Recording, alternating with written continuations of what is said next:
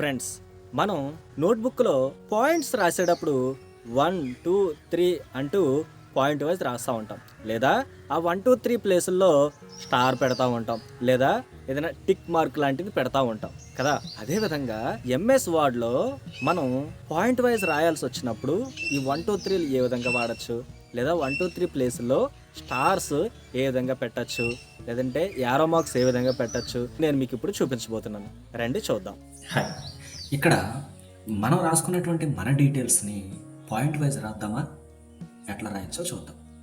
Already నేను matric type చేశాను. నా పేరు, నా ఏజ్, మా ఊరు పేరు.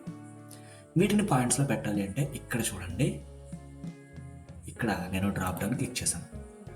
నేను దీని మీద క్లిక్ చేస్తే ఏమైంది? పాయింట్స్ వైజ్ వచ్చింది. వాళ్ళు ఇక్కడికి వెళ్ళి ఎట్లా చేశాను అంటే బుల్లెట్స్ రూపంలో మనకు కనిపిస్తుంది కదా, గమనించారా? ఇవి బుల్లెట్స్ వైజ్ మనం రాయటం. Okay, good.